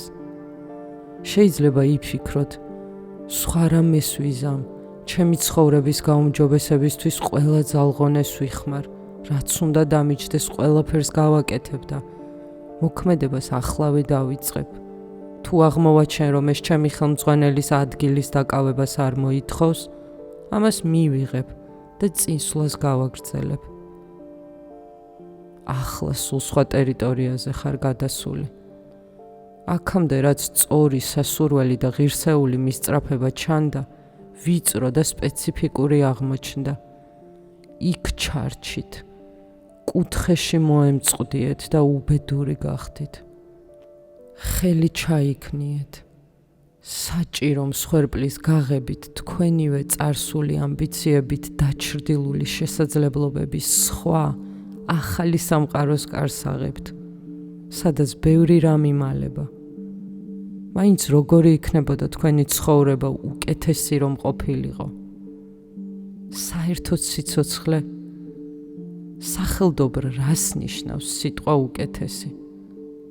არ იცით, მაგრამ ეს არც არის მნიშვნელოვანი. ზუსტად რომც არ გესმოდეთ, როგორც კი გადაწყვეტთ, რომ გსურთ უფრო კარგად იყოთ, ნელ-ნელა დაიწყებთ იმის დანახვას, თუ რა არ არის თქვენთვის უკეთესი. აღმოაჩენთ თუ რა იმალებოდა თქვენი ხედვის წინა მექანიზმების, ვარაუდებისა და წინადგრძნობების მიღმა. ყველაფერს ისწავლით. ეს მხოლოდ იმ შემთხვევაში იმუშავებს, თუ ცხოვრების გაუმჯობესება ნამდვილად გსურთ. თქვენი შემეცნების ფარულ სტრუქტურას ვერ მოატყუებთ. მიზნად, რასაც მიუთითებთ, იმას დაისახავს. მდგომარეობის კრიტიკულად შეფასების, გარდაქმნის და უკეთესი მიზნების დასახვისთვის საჭიროა ყველაფერი კარგად აწონ-დაწონოთ. თქვენი დაწყევლილი გონების განწმენდის დროა. თუმცა სიფრთხილის გამოჩენა გმართებთ. ცხოვრების გაუმჯობესება დიდი პასუხისმგებლობის აღებას მოითხოვს. ამას ბევრად მეტი ძალისხმევა სჭირდება, ვიდრე ტკივილში, უაზრო ცხოვრებასა და მატყუარა ამპარტავან ადამიანად დარჩენას. რა მოხდება, თუ ცხოვრება მთელ თავის სიკეთეს, საუკეთესოს მიღებისთანავე სურვილის პროპორციულად დაგანახებთ? და რაც უფრო გაუმჯობესდება, განვითარდება და დაიხვეწება, უფრო კარგის თქვენეული აღქმა, მით მეტ შესაძლებლობებსა და სარგებელს მიიღებთ. თუმცა ეს ნამდვილად არ ნიშნავს, რომ ნებისმიერი რამ მხოლოდ სურვილით შეგიძლიათ იქონიოთ, რომ ყველაფერი ინტერპრეტაციას ექვემდებარება და რეალობა უგულებელყოფილია. სამყარო მისი სტრუქტურითა და შეზღუდვებით მაინც არსებობს. თქვენ მასთან, ის კი თქვენთან თანამშრომლობს, არ გიწინააღმდეგებათ. თუ თქვენი მიზანი ეს არის და საკმარისად მოქნილი ხართ, შეგიძლიათ მასთან ერთად იმოძრაოთ და ისიც აყვებათ. ეს არც თეოლოგიაა და არც მისტიკა, არამედ უფრო ემპირიულ გამოცდილებაზე აგებული ცოდნა. აქ ჯადოსნური სხვა არაფერია, თუ არა ცნობიერების უკვე არსებული სასწაული. მხოლოდ იმას ვხედავთ, რასაც ვუმიზნებთ, ხოლო სამყაროს დანარჩენი ნაწილი დაფარულია. თუ რაღაც განსხვავებული მიზნისკენ სვლას დავიწყებთ, მაგალითად ვიტყვით, უკეთესად ცხოვრება მსურს. ჩვენი გონება აქამდე იდუმალი სამყაროდან ახალი ინფორმაციის მიღებით გვეხმარება. შეგვიძლია იგი მოქმედებისთვის გამოვიყენოთ, მიღებულ შედეგებს დავაკვირდეთ და გავაუმჯობესოთ. ამის შემდეგ რაღაც სხვა, უკეთესი მოვინდომოთ.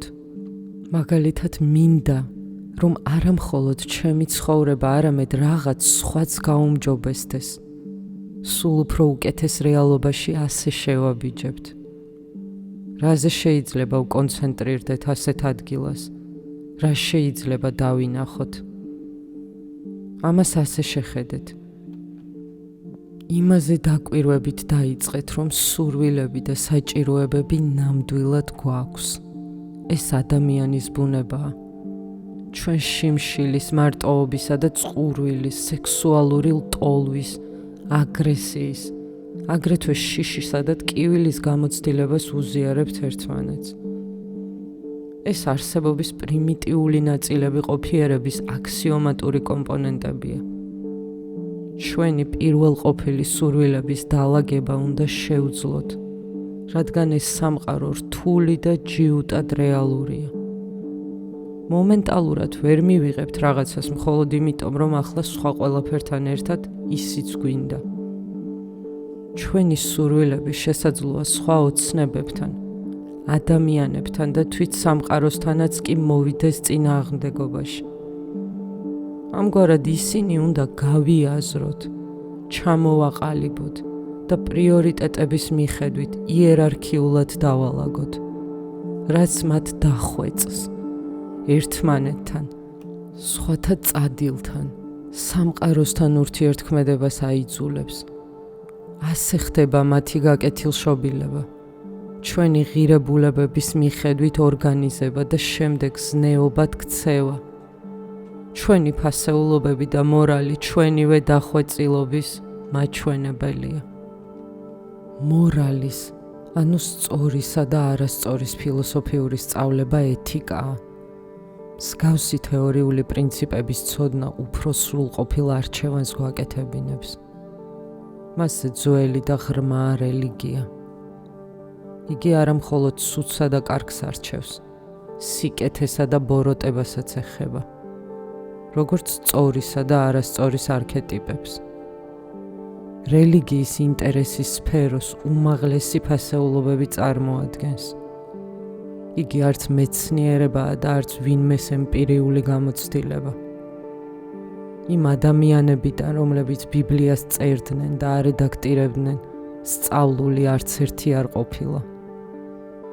სურვილის მიუხედავად ვერც იქნებოდნენ, რადგან მაშინ, როცა ბიბლია შეიქმნა, სამეცნიერო პრაქტიკა, მეთოდები და შეხედულებები ჯერ კიდევ არ არსებობდა. ნაცვლად ამისა რელიგია სწორად მოქცევას გვასწავლის. ხსნის, რას ეძახდა პლატონის სიკეთეს. ჭეშმარიტი მღვდელმსახური ამ სამყაროს ობიექტურ ბუნებას ზუსტად არ განსაზღვრავს, თუმცა შეიძლება სცადოს. ნაცვლად ამისა მხოლოდ კეთილი ადამიანობისკენ მიისწრაფვის. თუმცა შეიძლება აღმოჩნდეს, რომ მისთვის კეთილი მისი განსაზღვრებით ბრმად მორჩილს ნიშნავს. აქედან მომდინარეობს კლასიკური ლიბერალური დასავლური განმანათლებლური პროტესტი რელიგიური მრწამსის წინააღმდეგ. მხოლოდ მორჩილება აღარ კმარა. ეს მხოლოდ დასაწყისია, რაც რატომღაც დაგვავიწყდა. მოწესრიგებული და მომზადებული თუ არა ხართ, მიზნად ვერაფერს დაისახავთ. არ გეცოდინებათ, რას დაუმიზნოთ და ეს რომც განსაზღვროთ, სწორგეს ვერ აიღებთ. აი ამ დროს ასკვნით, რომ არაფრისკენ სწრაფო არ ღირს და იკარგებით. სწორედ ამიტომ რელიგიაში დოგმატური ელემენტის არსებობა სასურველი და ფრიად აუცილებელიც კია. რამდენად ღირებულია სისტემა, რომელიც სტაბილური სტრუქტურით არ გამოირჩევა და წესრიგის უმაღლესი ფორმისკენ მისაღწევ გზაზე არ მიგითითებთ. რამდენად კარგი იქნება თქვენთვის, თუ კი ამ სტრუქტურასთან და წესრიგის ფორმას ვერ გაითავისებთ. არ მოინდომებთ საბოლოო დანიშნულების ადგილად თუ არა ამოსავალ წერტილად მაინც მიიღოთ. ამის გარეშე უბრალოდ ყოველგვარ ხიბლსა და პოტენციალს მოკლებული დიდი 2 წლის ბავშვი იქნებით. ვიმეორებ, ეს სულაც არ ნიშნავს, რომ მხოლოდ მორჩილება საკმარისია, მაგრამ მორჩილი, უფრო სწორად დისციპლინირებული ადამიანი კარგად გამოჭედილი ინსტრუმენტია. ეს ცოტა სულაც არ არის.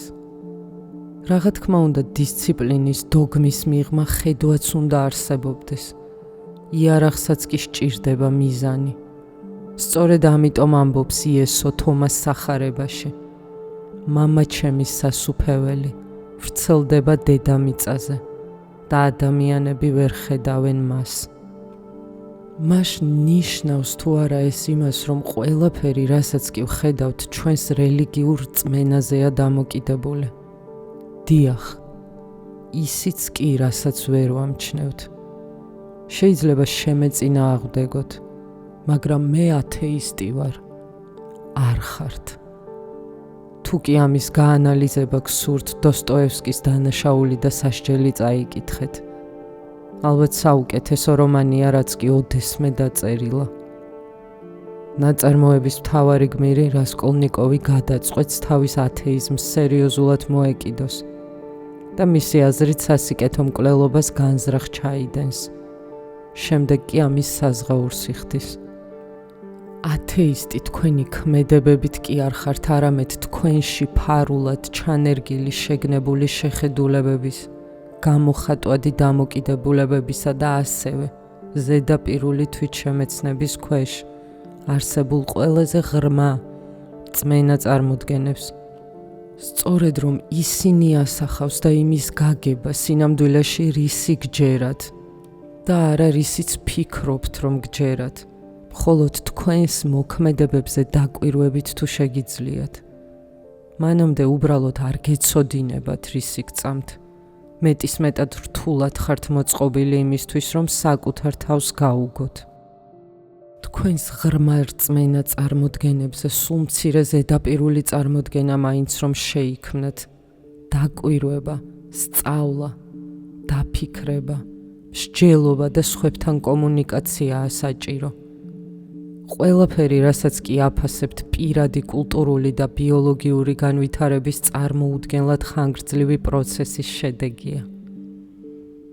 არ გესმით, რომ ის, რაც გსურთ და შესაბამისად, რასაც ხედავთ, შორი და უსაბამო წარსულითაა განპირობებული. თქვენ უბრალოდ ვერც კი წარმოიდგენთ, რა მტკივნეულად შეიკრა მილიონობით, მილიარდობით წლის განმავლობაში დედამიწის ზურგზე მცხოვრები ადამიანთა მოდგმის წინაპრების ეთიკური მისწრაფებებით ის თვითოეული ნერვული ჯაჭვი, რომელთა დახმარებითაც ახლა ამ სამყაროს აღიქვამთ. საერთოდ არაფერი გესმით. ისიც კი არ იცოდით, რომ ბრმა იყავით. ზოგიერთი რამ ჩვენი რწმენა წარმოდგენების შესახებ, რაც ვიცით, დოკუმენტურად არის დადასტურებული. ჩვენ 100,000-ობით წლის განმავლობაში უყურებდით საკუთარ მოქმედებებს. შემდეგ ვაანალიზებდით და მათზე დაყრდნობით საკუთარ თავს სხვადასხვა ისტორიას უყვებოდით თუ ვაჯერებდით. ჩვენი ინდივიდუალური და კოლექტიური მცდელობის ნაწილია. ეს ყველაფერი აღმოვაჩინოთ და შემდეგ გამოვხატოთ, რისიც გვჯერა. ამ გზით შეგროვებული ცოდნის გარკვეული ნაწილი კულტურათა ფუნდამენტურ სწავლებებშია ჩადებული. მაგალითად, ისეთ უძველეს ტექსტებში, როგორიცაა დაო დე ძინი, ან ხსენებული ვედური წმინდა წერილები და ბიბლიური მოთხრობებია. ბიბლია კარგია თუ ცუდი, დასავლური ცივილიზაციების, ღირებულებების, მორალის, სიკეთისა და ბოროტების შესახებ შექმნილი წარმოდგენების ფუნდამენტური დოკუმენტია. იმ პროცესების ნაყოფია, რომლებიც ძირითადად ჩვენი გაგების მიღმა რჩება. ბიბლია მრავალი წიგნისგან შემდგარი ბიბლიოთეკაა, რომლებიც ბევრი ადამიანის მიერაა ნაწერი და რედაქტირებული. ეს ჭეშმარიტად დიდი დოკუმენტია, რომელიც ნარჩევი, თანმიმდევრული და რაც მთავარია გამართული, ერთდროულად ყველას და თან არავის მიერ ასწლეულების განმავლობაში შეთხსული გასაგები ისტორიების ნაკრებია. ბიბლია კაცობრიობის ღრმა, კოლექტიური წარმოსახვით შეიქმნა და განუზომელი დროის განმავლობაში გაწეული შრომის, ასევე წარმოუდგენელი ძალისხმევის შედეგია. რიდითა და გულმოდგინებით მისმა შესწავლამ შესაძლოა დაგვანახოს რისი გვჯერა და მიგვითითოს როგორ უნდა მოვიქცეთ, რადგან ამ ცოდნის მიღების სხვა გზა უბრალოდ არ გვაქვს. ძველ აღთქმისეული და ახალ აღთქმისეული ღმერთი. ძველი აღთქმის წიგნის ზედაპირულად წაკითხვით ღმერთი შესაძლოა მკაცრი, კრიტიკული, არაპროგნოზირებადი და საშიშიც აღმოჩნდეს. რამდენად სწორია ეს შთაბეჭდილება.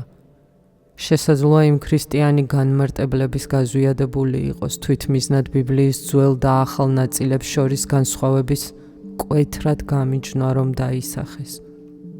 თუმცა მსგავსი შეთქმულების მოწყობა ამ სიტყვის ორივე გაგებით ძვირი დაჯდა. თანამედროვე ხალხი იეჰოვას შესახებ ამბობს, რომ ასეთ ღმერთს არასოდეს იწამებდა, მაგრამ ძველი აღთქმის ღმერთს დიდად არც აინტერესებს თუ რას ფიქრობენ მასზე თანამედროვე ადამიანები. თუმცა ხშირად განსაკუთრებულად ისიც არ ადარდებდა, თუ რა წარმოდგენა ჰქონდა მასზე ძველი აღთქმის ხალხს. გასაკვირია, მაგრამ მასთან გარიგებაც კი იყო შესაძლებელი. ეს განსაკუთრებით ნათლად აბრაამის მოთხრობებში ჩანს. მიუხედავად ამისა, როცა მისი ხალხი გზას მაინც ასცდა, მის ბრძანებას არ დაემორჩილა, მის წინაშე დადებული აღთქმები დაარღვია, ხოლო მისი მცნებები შეურაცხო, ამას უსიამოვნება უნდა მოყოლოდა.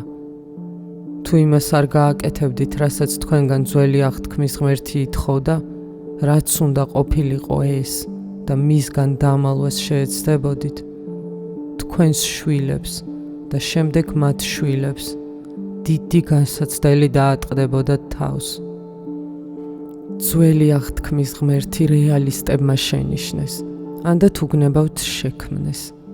როდესაც უძველესი ადამიანები დაუდევრად არასწორ გზას ადგებოდნენ, გაუბედურებულები მონობაში აღმოჩნდებოდნენ ხოლმე, რაც მათი აბსოლუტური განადგურებით თუ არ სრულდებოდა, ზოგჯერ საუკუნეების განმავლობაში გრძელდებოდა. იყო თუ არა ეს გონივრულიან და სამართლიანი. ძველი აღთქმის ავტორები მსგავს შეკითხვებს განსაკუთრებული სიფრთხილით და ძალზე იშვიათად სვამდნენ. მათ სჯეროდათ, რომ ქვეყნიერების შემოქმედმა კარგად უწყოდა, რას აკეთებდა. ძალაუფლება მის ხელში იყო და მისი მითითებები ყველა ზედმიწევნით უნდა შეესრულებინა. ისინი მართლებიც იყვნენ. ღმერთი ხომ თვით ბუნების ძალა იყო, რომელი მშიერი ლომია, გონიერი და სამართლიანი. რა სულელური კითხვაა.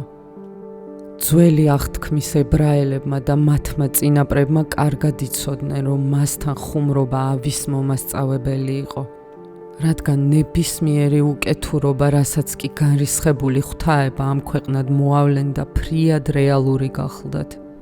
ჰიტლერის, სტალინისა და მაოს ჩადენილი უსაზღვრო ბოროტებებით დაღდასმულ საუკუნეს თვალს თუ გადავავლებთ, იგივე შეიძლება ჩვენც გავაცნობიეროთ. ახალი აღთქმის ღმერთს ხშირად სრულიად განსხვავებულად წარმოაჩენენ, თუმცა გამოცხადების წიგნი განკითხვის დღის ისტორიით გვაფრთხილებს, მეტისმეტი გულუბრყვილობაც არ გამოვიჩინოთ. ეს პერსონაჟი კეთილი ჟეპეტო უფროა, ხელმარჯვე ოსტატი და მოწყალე მამა, რომელსაც ჩვენთვის მხოლოდ საუკეთესო სურს. კი ყოვლის მოყვარე და მიმტევებელია, მაგრამ საკმარისად თუ შევცოდავთ, ჯოჯოხეთის გზასაც გაგვიყენებს. ძირითადად ის მაინც სიყვარულის ღმერთია. ეს ბევრად უფრო ოპტიმისტური მისასალმებლად გულუბრყვილო, მაგრამ თანაბრად არასარწმუნო შეხედულებაა. დასაღუპად განწირული სათბურის მსგავს ამ ჩვენს სამყაროში საკონცენტრაციო ბანაკების ამბების შემდეგ ყოვლად კეთილი ღმერთის არსებობას ვინ დაიჯერებს. სავარაუდოდ სწორედ ამიტომ თვლიდა ქრისტიანობის ყველაზე მკაცრი კრიტიკოსი ფრიდრიხ ნიცშე ახალი აღთქმის ღმერთს დასავლურ ისტორიაში ყველაზე მძიმე ლიტერატურულ ბოროტმოქმედებად.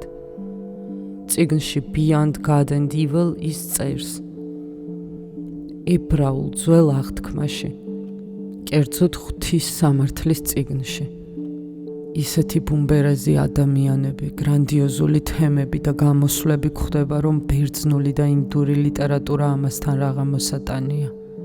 შიშითა და კრძალვით დგავართ კაცობრიობის ამ ამაზრზენი გადმონაშთების წინაშე, ხოლო თავში აზიასა და მის პატარა გამოყოფილ ნახევარკუნძულ ევროპაზე სევდიანი ფიქრები გვიტრიალებს.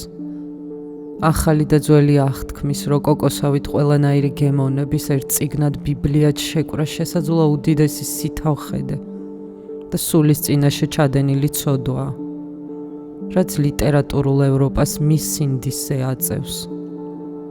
ვინ დაიწყებს გარდა ყველაზე გულუბრყვილო ადამიანისა იმის მტკიცებას, რომ ასეთ საშინელ სამყაროს ყოვლად კეთილი და ფრიად მოწყალე არსება მართავს. მაგრამ ის, რაც ბრმისთვის გაუგებარია, შეიძლება თვალთხილულისთვის სავსებით ნათელიც იყოს. დავუბრუნდეთ სიტუაციას, როცა თქვენი ცხოვრებისეული მიზანი რაღაც წვრილმანით, მაგალითად თქვენი ხელმძღვანელის მიმართ ზემოთხსენებული შურით განისაზღვრება. მსგავსი გრძნობის განცდით თქვენს სამყაროში სიმწარე, იმედგაცრუება და რისხვა ჩნდება. წარმოიდგინეთ, რომ ამჩნევთ, როგორი უბედური ხართ და თქვენს მდგომარეობას კარგად უფიქრდებით. უფრო მეტიც, ირჩევთ, რომ პასუხისმგებლობა გამოიჩინოთ და სიტუაცია ნაწილობრივ მაინც გააკონტროლოთ. ცალთვალს ახელთ და ირგვლივ მიმოიხედავთ. რაღაც უკეთეს სითხოვთ. თქვენს მეწვრილმანეობას მსხვერპლად იღებთ, შურს ინანიებთ და გულის კარს ხსნით. წყდიათში ჩაძირვის ნაცვლად თქვენს ცხოვრებაში შუქს უშვებთ. გადაწყვეტთ, რომ უკეთესი კაბინეტის ნაცვლად უკეთესი ცხოვრება დაისახოთ მიზნად. მაგრამ ამითაც არ შემოიფარგლებით. ხვდებით, რომ ცხოვრების გაუმჯობესების სურვილი, თუ კი ეს სხვისი ცხოვრების გაუარესების ხარჯზე მოხდება, არასწორია და სიტუაციას შემოქმედებითად უდგებით. გადაწყვეტთ, თამაში გაართულოთ. ახლა გინდათ, რომ თქვენი ცხოვრების გაუმჯობესებასთან ერთად ოჯახის წევრების, მეგობრების და უცხო ადამიანების ცხოვრებაც უკეთესად აქციოთ. თქვენს მტრებზე რაღა ითქმის. მათი ჩართვაც ხომ არ გსურთ. კარგად მოგეხსენებათ, რომ არ იცით ეს როგორ მოახერხოთ, თუმცა რაღაცეები წაგიკითხავთ და იმის წარმოდგენა მაინც გაქვთ, თუ როგორია მტრობა. დასაწყისისთვის მიუხედავად იმისა, რომ მსგავსი გრძნობების მართვისგან ჯერჯერობით შორს ხართ, მათაც სიკეთეს უსურვებთ. თქვენი მზერის მიმართულება იცვლება. წარსულის გაუაზრებელ შეზღუდვებს მიღმა ხედავთ. ხო და მოულოდნელად თქვენი ცხოვრება ნამდვილად უმჯობესდება. უამრავი ახალი შესაძლებლობა გიჩნდებათ და უკვე მათ რეალიზებას ცდილობთ. იმაზე ფიქრს იწყებთ, რომ შეიძლება ეს არა მხოლოდ ჩემთვის, ჩემი ოჯახისა და მეგობრების, არამედ მტრებისთვისაც კი უკეთეს ნიშნავდეს. მდგომარეობის გამოკეთება მხოლოდ ამას როდი გულისხმობს. უკეთესი დღევანდელი დღის დადგომა ნიშნავს, რომ მას კიდევ უკეთესი ხვალინდელი დღე, შემდეგ კვირა, მერე თავის მხრივ უკეთესი წელი, 10 წლეული და საუკუნეც უნდა მოყვეს და ასე გაგრძელდეს სამუდამოდ. თქვენი ცხოვრების გაუმჯობესება უკეთესად ყოფნას ნიშნავს. რაზე დაფიქრებითა და გააზრებითაც ბევრს რისკავთ. გადაწყვეტთ, რომ ძველი აღთქმის საზარელ და ყოვლის შემძლე ღმერთს ახალი აღთქმის ღმერთივით მოეპყრობით. მიუხედავად იმისა, რომ თქვენი დამოკიდებულების აბსურდულობა გესმით. სხვა სიტყვებით რომ ვთქვათ, ირჩევთ ისე იმოქმედოთ თითქოს თქვენი არსებობა მის სიკარგეს მხოლოდ იმ შემთხვევაში გაამართლებს, თუ კი მართებულად მოიქცევით. სწორედ რომ ეს გადაწყვეტილება და რწმენა გაძლევთ ნიჰილიზმის, უკმაყოფილებისა და თქვენივე ამპარტავნობის დაძლევის შესაძლებლობას. სწორედ მსგავსი რწმენა აკავებს სიძულვილს ყველა მისი თანხლები ბოროტებით. ეს სულაც არ არის სურვილი დაიჯეროთ ის, რაც კარგად იცით, რომ ტყუილია. რწმენა არ არის მაგიისადმი ბავშვური ნდობა, რაც უმეცრება ან ნებაყოფლობითი სიბრმავეა. ნაცვლად ამისა ეს იმის გააზრება უფროა, რომ ამ ცხოვრების ტრაგიკული ირაციონალურობა ყოფიერების სიკეთისადმი მსგავსი ვალდებულებების აღებით უნდა გაწონასწორდეს. ეს ამავდროულად თქვენი მზერის, მიუწვდომლისკენ გახედვის გაბედვა და ამ მიზნის მისაღწევად ყველაფრის, მათ შორის საკუთარი სიცოცხლის გაწირვაა. თუ ხვდებით, რომ უკეთესი მაინც არაფერი გაქვთ საკეთებელი, მაინც როგორ შეგიძლიათ ამ ყველაფრის მიღწევა, თუ კი ვიგულისხმებთ, რომ საკმარისად თავზე ხელაღებული ხართ იმისთვის, რომ სცადოთ. შეიძლება იმით დაიწყოთ, რომ არ იფიქროთ, ან უпроსწორად უარი თქვათ. საკუთარი ვიწრო, რაციონალური შეხედულებები თქვენს რწმენას დაუქვემდებაროთ. ეს არ ნიშნავს, რომ თავი უნდა მოისულელოთ. პირიქით. ნიშნავს, რომ საკმარისია და უნდა შეწყვიტოთ მანევრირება, გამოთვლები, დათმობაზე წასვლა, ინტრიგების ხლართვა, ეშმაკობა, ვინმესთვის რამის იძულება, მოთხოვნების წამოყენება, თავის არიდება, იგნორირება და დასჯა. თქვენს ძველ სტრატეგიებზე უარი უნდა თქვათ და ყურადღებით იყოთ, რადგანაც აშკარაა, რომ აქამდე ასე არ მოქცეულ ხართ. ყურადღებით იყავით. ყურადღება მოიკრიბეთ.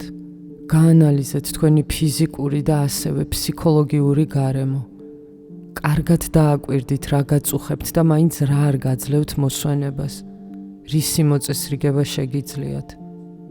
თუ პასუხის პოვნა გულწრფელად გსურთ, თქვენს თავს შემდეგი 3 კითხვა დაუსვით. მაინც რა მაწუხებს? არის თუ არა ეს რისი გამოსწორებაც ძალმიც? და ნამდვილად მსურს შექმნილი მდგომარეობის გაუმჯობესება? თუ აღმოაჩენთ, რომ რომელიმე ან ყველა კითხვაზე უარყოფითი პასუხი გაქვთ, საჭიროა პრობლემა უფრო ღრმად ეძიოთ. სანამ ისეთ რამეს აღმოაჩენთ, რაც გაწუხებთ, რისი გამოსწორების სურვილი და შესაძლებლობა გაქვთ და ასეც მოიქცევით. დასაწყისისთვის ესეც საკმარისი იქნება. შესაძლოა სამუშაო მაგიდაზე დოკუმენტების მთელი დასტა დაგიგროვდათ და თავს არიდებთ. ოთახში შესვლისას მას ზედაც არ უყურებთ. ქაღალდების ამ შეკვრაში საშინელებები იმალება, საგადასახადო ფორმები, თქვენი კომუნალური გადახდების ქვითრები და წერილები იმ ადამიანებისგან, ვინც ისეთ რაღაცას გთხოვთ, რისი შესრულებაც გეეჭვებათ. აღიარეთ, რომ გეშინიათ და საკუთარ თავს თანაუგრძნეთ. იქნებ დოკუმენტების ამ გროვაში გველები იმალებიან, ხომ შეიძლება გიკბინონ. იქნებ რომელიმე ჰიდრაა, ერთ თავს რომ აცლი და 7 ეზრდება. როგორ შეძლებთ ამასთან გამკლავებას? ჰკითხეთ საკუთარ თავს, მინდა თუ არა დოკუმენტების ამ გროვას რამე მოუხერხო. იქნებ 20 წუთის განმავლობაში ნაწილს მაინც გადავავლო თვალი. შეიძლება პასუხი იყოს არა. იქნებ 10 ან 5 წუთის განმავლობაში მაინც გადახედოთ. თუ არა და ერთიც საკმარისი იქნება. ამით დაიწყეთ. მალე ნახავთ, რომ დასტა მხოლოდ იმიტომ, რომ მის გარკვეულ ნაწილს დრო დაუთმეთ შეთხელდა. იმასაც დაინახავთ, რომ ყველაფერი ნაწილებისგან შედგება. რა მოხდება თუ კი ჯილდოთ სადილად ერთ ჭიქა ღვინოს მიირთმევთ, დივანზე წამოწვევით და წაიკითხავთ, ან რაიმე სულელურ ფილმს უყურებთ. რა მოხდება თუ თქვენს მეუღლეს სთხოვთ, რომ როდესაც პრობლემას გადაწყვეტ, შეგაქოთ. მოგცემთ ეს მოტივაციას. შეიძლება ვისგანაც გსურთ სამადლობელი სიტყვების მოსმენა, მათი თქმა კარგად ჯერ არ გამოზდის. მაგრამ ეს ნუ შეგაჩერებთ. სწავლა, თავიდან შესაბამისი უნარჩვევები, რომც არ ჰქონდეთ გამომუშავებული, ყველა ადამიანს შეუძლია. გულწრფელად ჩაეკითხეთ თავს, სამუშაოს შესასრულებლად რა სახის მოტივაცია გჭირდებათ და შემდეგ პასუხს ყურადღებით მოусმინეთ. ნუ იტყვით, ამის გაკეთება არ უნდა მიწევდეს. საერთოდ რა იცით თქვენს შესახებ? ერთის მხრივ ამ სამყაროში ურთულესი არსება ხართ და მეორეს მხრივ მიკროტალღურ ღუმელზე წამზომსაც ვერ რთავთ. მოდი თქვენს თვითშემეცნებას გადაჭარბებით ნუ შეაფასებთ. ნება მიეცით ყოველდღიურად შესრულებულ ამოცანებს თავი დაგანახოს. იქნებ ეს დილით საწოლზე ჩამომჯდარმა მოახერხოთ, ან და ღამით ძილის წინ სცადოთ. სთხოვეთ საკუთარ თავს ნებაყოფლობით დაგეხმაროთ. თუ კითხვებს თავაზიანად დასვამთ, პასუხებსაც ყურადღებით მოусმენთ და თავს არ უმუხთლებთ, შეიძლება მიზანს მიაღწიოთ კიდეც. თავიდან ცოტა ხნით, შემდეგ მთელი ცხოვრება, ყოველდღე ასე მოიქეცით და სულ მალე სხვა სიტუაციაში აღმოჩნდებით. ჩვეულებად გექცევათ, თავს ჩაეკითხოთ, რა შემიძლია ვიღონო ჩემი ცხოვრების გასაუმჯობესებლად. ნუ უკარნახებთ, რას ნიშნავს თქვენთვის გასაუმჯობესებლად. ტოტალიტარისტიან და უტოპისტი საკუთარი თავის მიმართაც არ ხართ. რადგან ნაცისტების, საბჭოელებისა და მაოისტების მაგალითზე ისწავლეთ, რომ ეს ცუდია. მაღალი მიზნები დაისახეთ და მზერა ყოფიერების გაუმჯობესებისკენ მიმართეთ. წონასწორობის მისაღწევად საკუთარი სულის სიღრმეებში ჭეშმარიტება და უმაღლესი სიკეთე დააბალანსეთ. საცხოვრებლად ვარგისი წესრიგის დამყარება, სილამაზის წარმოჩენა, ბოროტების დამარცხება და ტანჯვის შემსუბუქება უკეთესობისკენ შეცვლა გჭირდებათ. ჩემი აზრით ეს დასავლური კანონის ის უმაღლესი ეთიკაა, რასაც მთაზე ქრისტეს დაუვიწყარი, ბრწყინვალე ქადაგების დამაბნეველ სტროფებში გადმოსცემენ და გარკვეულწილად ახალი აღთქმის სიბრძნის არსს წარმოადგენს. ეს კაცობრიობის სულის მცდელობაა ეთიკის პირველადი გაგება როგორღაც შეცვალოს და თითქოს 10 მცნების სახელით ცნობილი ბავშვისთვის წესებად დადგენილი აუცილებელი პოსტულატებიდან ადამიანის ჩამოყალიბებულ პოზიტიურ ხედვად გარდაქმნას. ეს არა მხოლოდ აღფრთოვანების ღირსი თვითკონტროლი და ასევე თავდაჭერილობა, არამედ სამყაროს გამოსწორების სურვილია. ეს არ არის ცოდვის აღკვეთა, არამედ სიკეთის თესვა და მისი მომრავლებაა. მთაზე ქრისტეს ქადაგება ადამიანის ბუნებასა და კაცობრიობის ჭეშმარიტ მიზანს ასახავს. აქცენტი დღევანდელ დღეზე გააკეთეთ. აწმყოში იცხოვრეთ. თქვენს წინაშე მდგარ პრობლემებს გაუმკლავდით, მაგრამ ეს მხოლოდ მას შემდეგ გააკეთეთ, რაც გადაწყვეტთ, რომ თქვენი შინაგანი სამყარო და რეალური სურვილები სააშკარაოზე გამოიტანოთ. არსებობა გაამართლოთ, სამყარო გააუმჯობესოთ და უდიდესი სიკეთის მისაღებად გაწიოთ ყველაფერი, რაც საჭიროა. შეხედეთ, როგორ იზრდებიან ველის შროშანი. არც შრომობენ, არც ართავენ, მაგრამ გეუბნებით თქვენ, თვით სოლომონი, მთელი თავისი დიდებით არ იყო ისე შემოსილი, როგორც თვითოული მათგანი. ხოლო თუველის ბალახს, რომელიც დღეს არის და ხვალ თონეს შეენთება, ასეთნაირად მოსავს ღმერთი, განა თქვენ უკეთ არ შეგმოსაოთ, მცირედ მორწმუნენო. მაშ ნუ კითხულობთ, რა ვჭამოთ, ან და რა ვსვათ და ნურცა შფოთავთ. ვინაიდან ყოველივე ამას ეძებენ საერონი და მამამ თქვენმა იცის, რომ ყოველივე ეს გჭირდებათ. მას შეძიეთ ღმერთის სასუფეველი და ყოველივე ეს მოგეცემათ. ნუ გეშინია, პატარა სამწყსო, ვინაიდან მამამ თქვენმა კეთილინება, რომ მოგეცეთ სასუფეველი.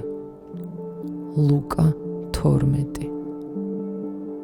ნუ ზრუნავთ ხვალინდელი დღისთვის, რადგან ხვალე თვითონ იზრუნებს თავისას. ყოველ დღეს ეყოფა თავისი საზრუნავი. მათე 6. გონება გინათდებათ, ტირანის როლის შესრულების ნაცვლად ყურადღებით ხართ. მთელი სამყაროთი მანიპულირების ნაცვლად სიმართლეს ამბობთ. ჩაგვრელის ან ჩაგრულის სტატუსზე უარს ამბობთ. მოლაპარაკებების წარმართვას სწავლობთ.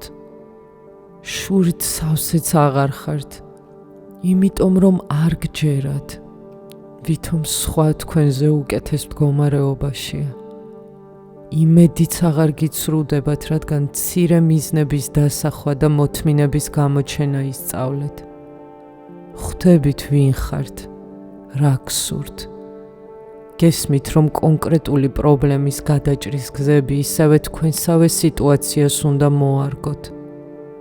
სხვა ადამიანები უკვე ნაკლებად გადარდებთ, რადგან თავადაც უამრავი საქმე გაქვთ.